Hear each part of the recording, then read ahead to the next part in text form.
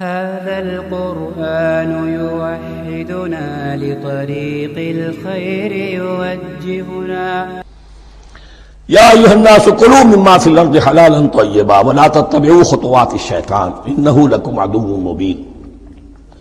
اے لوگو، زمین میں جو کچھ حلال اور طیب ہے، حلال ہے اور پاک ہے، صاف ستھری چیز اور حلال چیز، وہ کھاؤ، اور شیطان کے نقش قدم کی پیروی نہ کرو. انہ لکم عدو مبین، یقیناً وہ تمہارے لیے کھلا دشمن ہے. یہ بحث اصل میں کھلے گی سورہ انعام میں جا کر. وہاں عرب میں یہ رواج تھا، بتوں کے نام پر کوئی جانور چھوڑ دیتے تھے. جیسے ہندوؤں میں بھی تھی رواج، ہم نے تو بچپن میں دیکھا ہے.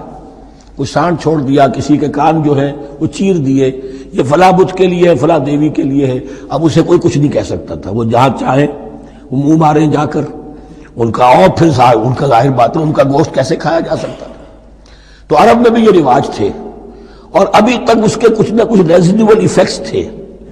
آباء و اجداد کی جو رسمیں چلی آ رہی ہوں وہ آسانی سے جو ہے وہ چھوٹتی نہیں ہے، کچھ نہ کچھ اثرات رہتے ہیں، جیسے آج تک ہمارے ہاں ہندوانہ اثرات موجود ہیں. تو ایسے لوگوں سے کہا جا رہا ہے کہ یہ تمام حرمتیں جو تمہارے ان لوگوں نے مشرکین نے بنا لی تھی، یہ جانور حرام، یہ جانور حرام ہو گیا، اسے فلاں کے نام پر نامزد کیا ہے، اس اونٹ کی جو ہے اتنی اونٹنیوں کے ساتھ جفتی ہو چکی ہے، اب بس اس کو خالی کر دو، چھوڑ دو، نہ اس کے اوپر سواری کی جائے گی اور نہ اس کا گوشت کھایا جائے گا. یہ کوئی نہیں ہے. جو چیز حلال ہے اصلاً اور طیب ہے، کھاؤ. انما یامرکم بالسوء والفحشاء، یقیناً شیطان تمہیں حکم دیتا ہے بدی کا اور بے حیائی کا. وان تقولوا علی اللہ ما لا تعلمون، اور اس کا کہ تم کہو اللہ کی طرف نسبت کر کے جو تم جانتے نہیں ہو کہ اللہ نے حرام کیا. بھائی تمہیں کہاں معلوم؟ کوئی دلیل لاؤ، کسی کتاب میں دکھاؤ کہ اللہ نے یہ چیز حرام کر دی. وَإِذَا قِيلَ لَهُمُ اتَّبِعُوا مَا أَنزَلَ اللَّهُ قَالُوا بَلْ نَتَّبِعُ مَا أَلْفَيْنَا عَلَيْهِ آبَاءَنَا، اور جب ان سے کہا جاتا ہے اتباع کرو اس کی جو اللہ نے نازل کیا ہے. قالوا، وہ کہتے ہیں بل نتبع ما الفینا علیہ آباءنا، ہم تو پیروی کریں گے اس کی جس پر ہم نے پایا اپنے آباء و اجداد کو. اب لو کان آباؤہم لا یعقلون شیئا ولا یہتدون، کیا وہ اپنے آباء و اجداد ہی کی پیروی کرتے رہیں گے، خواہ ان کے آباء و اجداد نہ کسی بات کو سمجھ پائے ہوں نہ ہدایت یافتہ ہوئے ہوں. میں نے عرض کر دیا تھا کہ سورہ بقرہ میں جہاں دعوت تیسرے رکوع کی پہلی آیت شروع ہوئی، یا ایھا الناس اعبدوا ربکم الذی خلقکم والذین من قبلکم لعلکم تعقلون. وہ بھی تو مخلوق تھے جیسے تم مخلوق ہو، تم سے خطا ہو سکتی ہے، ان سے بھی ہوئی، تم غلطی کر سکتے ہو، انہوں نے بھی کی. ومثل الذین کفروا کمثل الذی ینطق بما لا یسمع الا دعاء ونداء. یاد رہا تمثیل کے اندر ایک پیچیدگی ہے کہ بظاہر ترجمہ تو یہ ہوگا کہ مثال ان لوگوں کی جنہوں نے کفر کیا اس شخص کی سی ہے جو پکار رہا ہے ایسی چیز کو جو نہ سنتا ہے نہ سمجھتا ہے. ہاں یہ پتہ چلتا ہے کہ کچھ پکار رہا ہے، جانور ہوتے ہیں انہیں اور کیا سمجھ میں آتا ہے.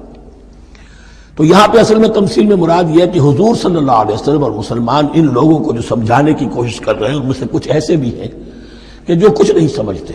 دعا اور ندا تو ہے، صم بکم عمی فهم لا یعقلون، لیکن وہ بہرے بھی ہیں، گونگے بھی ہیں، اندھے بھی ہیں، وہ عقل سے کام نہیں لیتے. یا ایھا الذین آمنوا کلوا من طیبات ما رزقناکم، اے اہل ایمان کھاؤ ان تمام پاکیزہ چیزوں میں سے جو ہم نے تمہیں دی ہیں. واشکروا للہ، اللہ کا شکر ادا کرو، ان کنتم ایاہ تعبدون، اگر تم واقعتاً اسی کی عبادت کرنے والے ہو. جیسا کہ میں نے عرض کیا سورہ الانعام میں یہ ساری چیزیں آئیں گی بہت تفصیل سے. انما حرم علیکم المیتۃ والدم ولحم الخنزیر وما اہل بہ لغیر اللہ، بنیادی طور پر اللہ تعالیٰ نے وہ کھانے کے جو اہل عرب میں اس وقت رائج تھے ان میں سے 4 چیزوں کی حرمت کا اعلان کیا ہے بار بار. مکی صورتوں میں بار بار ہوا ہے اور یہاں پھر یہ مدنی صورت کے اندر گویا کہ آخری بار. انما حرم علیکم، آخری بار نہیں بلکہ یہ پھر سورہ مائدہ میں پھر آئے گا مضمون. انما حرم علیکم المیتۃ، اللہ نے تم پر حرام کیا مردار کو، جو اپنی آپ موت مر گیا، ذبح نہیں کیا گیا. والدم، اور خون حرام ہے، نجس ہے. اسی لیے جو ذبح کرنے کا ہمارا طریقہ ہے وہ یہ ہے کہ صرف گردن کو کاٹا جائے تاکہ اس میں شریانے وغیرہ کٹ جائے اور اکثر جو ہے خون جسم کا نکل جائے. اگر جھٹکا کیا جائے جیسے سکھ کرتے تھے، ایک ہی تلوار کے وار سے گردن اڑا دی بکری کی، یا یہ کہ جیسے کہ یورپ وغیرہ میں ہوتا ہے، تو پھر وہ خون اندر رہ جاتا ہے جسم کے، اس کے اندر پھر وہ اینٹھن نہیں ہوتی اس حیوان کے جسم میں کہ جس سے خون جو ہے وہ باہر چلا جائے، تو وہ لحم الخنزیر، اور تیسری چیز ہے خنزیر کا گوشت، اور چوتھی چیز وما اہل بہ لغیر اللہ، اور وہ کہ جس پر پکارا گیا ہو کسی کا نام اللہ کے سوا۔ اب اس میں ایک چیز تو یہ ہے کہ جسی شے کو ذبح کرتے ہوئے کسی بت کا، کسی دیوی کا، کسی دیوتا کا تذکرہ کیا، وہ تو حرام مطلق ہو ہی گیا، اس کا گوشت کھانا حرام مطلق ہے۔ لیکن اسی کے تابع یہ ہوگا کسی بزرگ کا قرب حاصل کرنے کے لیے اس کے مزار پر لے جا کر وہاں ذبح کیا جا رہا ہے، پوچھیں گے تو ہم تو اللہ کے لیے ذبح کر رہے ہیں، تو اللہ کے لیے تو اپنے گھر میں بھی کر سکتے تھے ذبح، یہاں کیوں لائے ہو؟ اس کو تم نے کسی اعتبار سے اس صاحب قبر کا جو ہے اس کا تقرب حاصل کرنے کا ذریعہ بنایا۔ یہ چیزیں بھی اسی کے تابع ہو جائیں گی۔ اللہ کے لیے کرنا تو ہر جگہ کر سکتے ہو، ہم تو صرف ایصال ثواب کے لیے کر رہے ہیں، تو اپنے گھر میں بیٹھ کر کرو گے تو کیا ایصال ثواب نہیں ہو جائے گا؟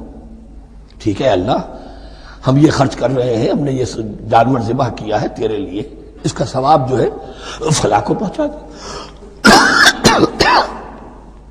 یہ ہے چار چیزیں بنیادی طور پر۔ فمن اضطر غیر باغ ولا عاد، ان میں بھی ایک رعایت ہے، اگر کوئی مضطر ہو گیا ہے، مجبور ہو گیا ہے، جان نکل رہی ہے اور کوئی شے کھانے کو نہیں، لیکن دو شرطیں پوری ہو، غیر باغ ولا عاد، وہ اس حرام کی طرف رغبت نہ رکھتا ہو، اور نہ جو ناگزیر حد ہے جان بچانے کی اس سے آگے بڑھے۔ صرف جان بچانے کے لیے مردار کا گوشت بھی کھا سکتا ہے، سور کا گوشت بھی کھا سکتا ہے، جو بھی چاہے جان بچانے کے لیے یہ رخصت ہے، لیکن اس شے کی طرف کوئی رغبت اور میلان طبیعت میں نہ ہو۔ یہ اللہ تو جانتا ہے، اگر تو معاملہ اس سے ہے تو اس سے تو چھپی ہوئی بات نہیں ہے، اور جتنا ناگزیر ہے جان بچانے کے لیے اس سے آگے نہ بڑھے۔ فلا اسم علیہ، ان دو شرطوں کے ساتھ جان بچانے کے لیے حرام چیز بھی کھائی جا سکتی ہے۔ ان اللہ غفور الرحیم، یقیناً اللہ غفور الرحیم ہے۔ ان الذین یکتمون ما انزل اللہ من الکتاب ویشترون به ثمنا قلیلا، یقیناً وہ لوگ جو چھپاتے ہیں اس کو جو اللہ نے نازل کیا ہے کتاب میں سے اور فروخت کرتے ہیں انہیں بہت حقیر سی قیمت پر، اولئک ما یاکلون فی بطونہم الا النار، یہ لوگ نہیں بھر رہے اپنے پیٹوں میں مگر آگ۔ ولا یکلمہم اللہ یوم القیامہ، اللہ ان سے کلام نہیں کرے گا قیامت کے دن۔ ولا یزکیہم، نہ انہیں پاک کرے گا۔ ولہم عذاب علیم، ان کے لیے دردناک عذاب ہے۔ اولئک الذین اشتروا الضلالۃ بالہدی، یہ ہے وہ لوگ کہ جنہوں نے ہدایت دے کر ضلالت خرید لی ہے، والعذاب بالمغفرہ، اور مغفرت اللہ کی اپنے ہاتھ سے دے کر عذاب خرید لیا ہے۔ فما اصبرہم علی النار، تو کتنا ہے ان کا حوصلہ آگ کے لیے، بڑے صابر ہیں اس جہنم کی آگ کے لیے، کس طرح تیاری کر رہے ہیں۔ ذالک بان اللہ نزل الکتاب بالحق، یہ اس لیے کہ اللہ نے تو کتاب نازل کی حق کے ساتھ۔ وان الذین اختلفوا فی الکتاب لفی شقاق بعید، اور یقیناً جن لوگوں نے کتاب اور شریعت میں پھر یہ پگڈنڈیاں نکالی اختلاف کی، وہ بڑی ہی دشمنی میں اور بڑی ہی شقاوت کے اندر مبتلا ہو گئے۔ صبرا فإن الصبر للأحرار زاد